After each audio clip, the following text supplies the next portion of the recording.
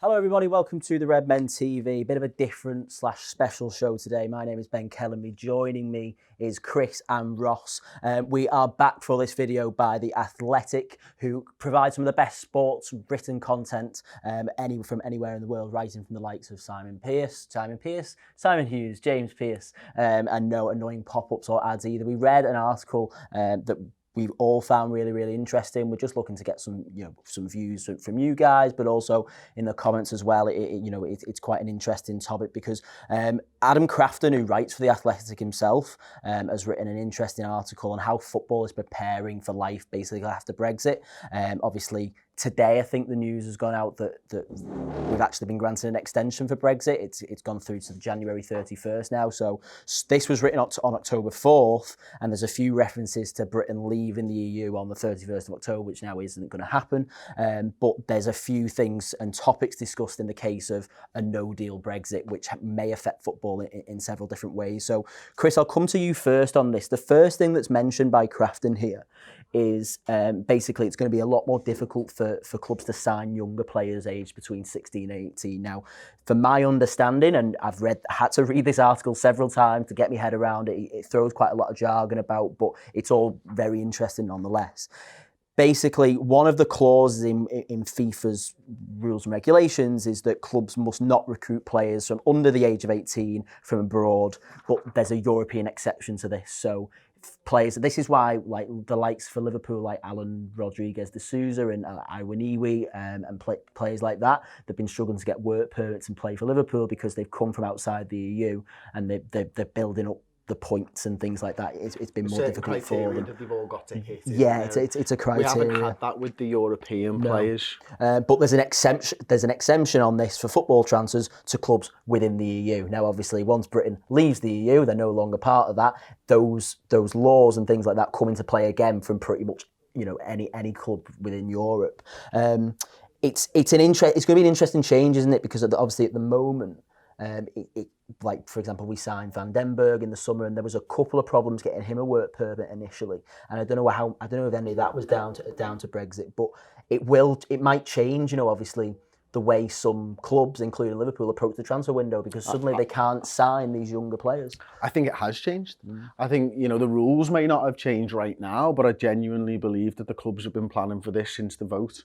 A few years ago now, and I think that you just have to look at the level of investment from clubs like Liverpool and Manchester City and in their youth facilities, that they are already planning for the fact that they are going to have to grow their players from within from a very young age and get them up to a ridiculously high standard. I don't think it's going to be as easy for English football clubs now to bring in players from around Europe, specifically the European Union, and as such they're spending huge sums of money to make sure that the lads that they're going to be able to get in can get to that level. And I think it is going to be difficult. And what will that do to the Premier League? That's what I'm thinking about. I mean, are we going to stop having this influx of great young players, and are we going to see more English? What does that do to the English national team? It changes everything. I suppose it could be a good thing for English football, Ross. I mean, in terms of the likes of Jadon Sancho, Lookman went out. There's a few players who are currently around Europe who are going out because they can't get playing time in England. But if the top Premier League clubs are going to find it more difficult to sign these younger players, that might mean more chances for English lads in English sides, which it doesn't necessarily. I know you're not a massive advocate for the English national team yourself, but that can benefit England long term. There's more opportunities. The viewpoint looking in from the likes of Dortmund and Serie A and France and all that, with these young players who, the likes of Sancho, they're kind of looking at the top 6 English clubs with the attitude of, well, why aren't you playing them? Like, they're really, really good. Yeah, we'll take them. Yeah, well, why not? And they're obviously seeing the talent that we've got in this country. It might mean more opportunities for players like that going forward. It will be. But there's obviously two sides to that. Does that damage the Premier League as a brand? It's good for English football, wasn't going through, and obviously maybe the English national side. But to attract those players, several other points that you'll go on to later on. Does that affect what the Premier League is as a brand? You can't have the best players, the best young players coming through. It's really interesting the fact that you said that people have been preparing for it for ages. One of the loopholes that was within that was the fact that Man City own about 4 or 5 different clubs within their, their little ecosystem they've got going on. Have they foreseen that Brexit's coming? Therefore, they can go and get these 16 to 18-year-olds. Develop them there. Development at these clubs that they've got, or like Australia, America, around Europe that they've got, and then you can just transfer them over. Like equally, Red Bull have done something similar, haven't they? They've got Salzburg, Leipzig, and a couple of others. It doesn't affect England directly right now, but that's forward thinking for me of being able to go and do that. And then equally, does that mean Serie A, which 10, 15 years ago was probably the height of European football, certainly when I was growing up, is there another cycle for them? Yeah. Is it good for them? Is it good for Spanish football that they can go and buy who they want? I mean, now it's all about marketing, brand, and image, because that's what the Premier League is. That's how they make most of the money. And at the top of this article, he said that they might change some of the leeway on some of the things that might happen, because if if Corbyn gets in charge, they'll impose a super tax. But they realise how valuable the Premier League is as a brand, and brings, I think it was £3.3 billion into England. It's like they've got to want that's going directly into the Exchequer's coffers. Yeah, and all but that they're going to want to protect that. They see that it's all well and good saying it's good for English football and English players.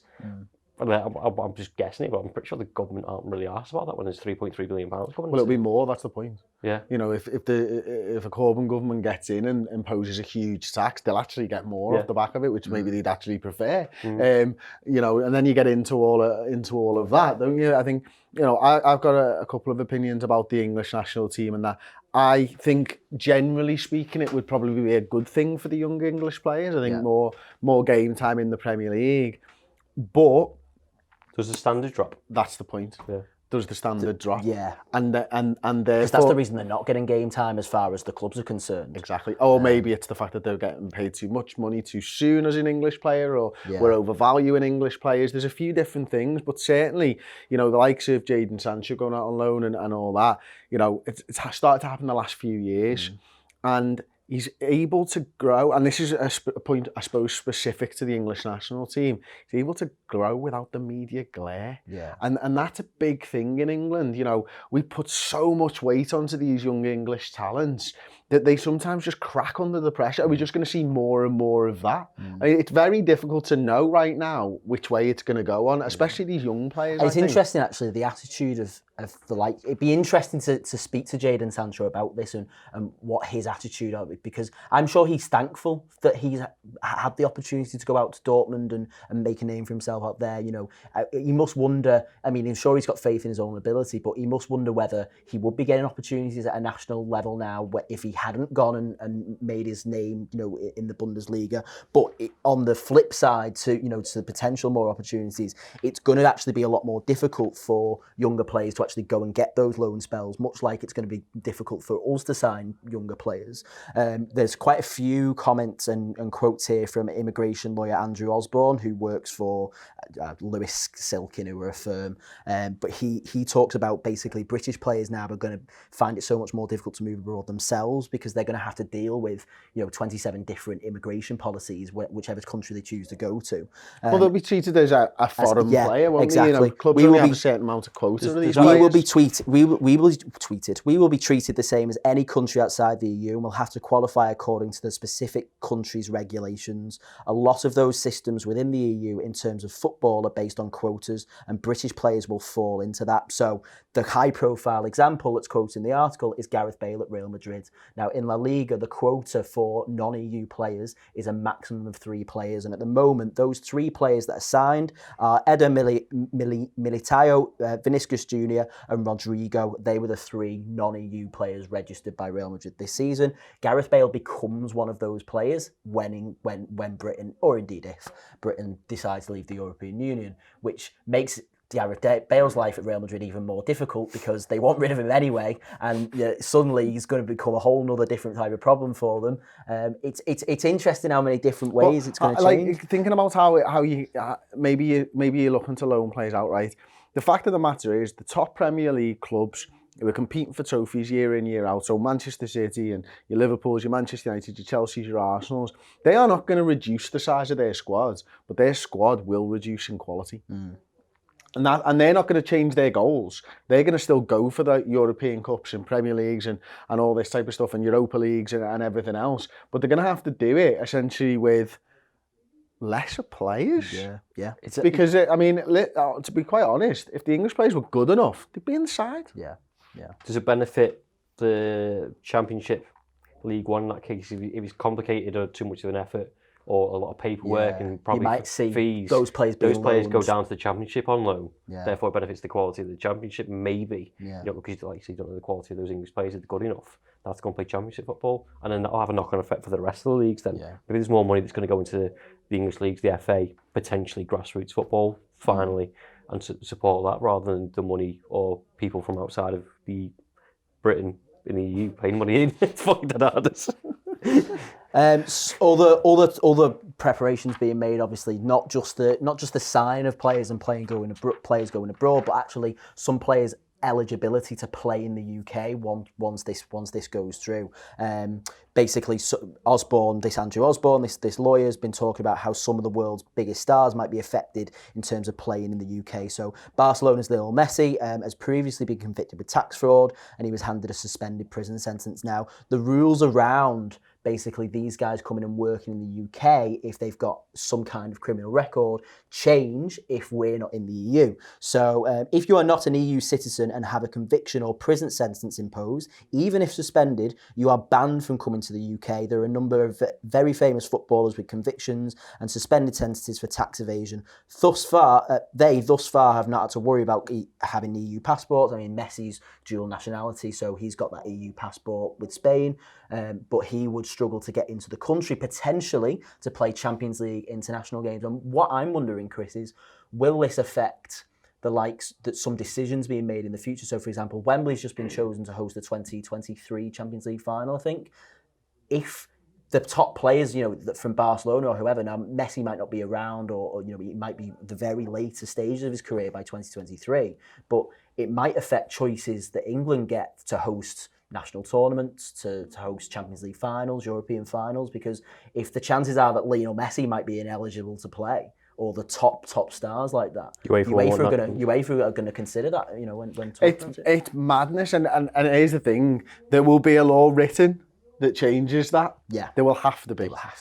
They just will not accept that some of the world's best footballers. It's an El Clasico Champions League final, but Messi can't play. It's mad. That's not going to happen, is it? Something's going to be written in, but then something needs to be written into law to do this. I mean, there's so many implications of Brexit that we don't understand, isn't there? From whatever side you're on, whether you Remain, whether you're pro-Brexit or what, it doesn't matter. There are so many things, 40 years of law, and there's going to be so many things that... And this article is brilliant because it opened my eyes to what maybe some of the bigger points were.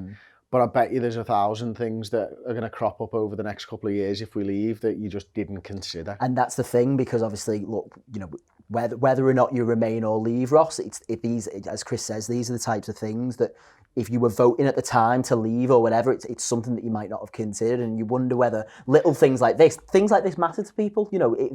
If there was another referendum, or whatever, and they said suddenly people might be thinking, well, Messi won't come and play Champions League football. I'd be like, fucking leave right now, boys. It's mad though, isn't it? Yeah. Something that I never considered, and I think there was a massive thing a couple of months ago. I think they tried to embed it into the Championship manager, didn't they? Of determine the outcomes of what would happen, and obviously don't play it anymore.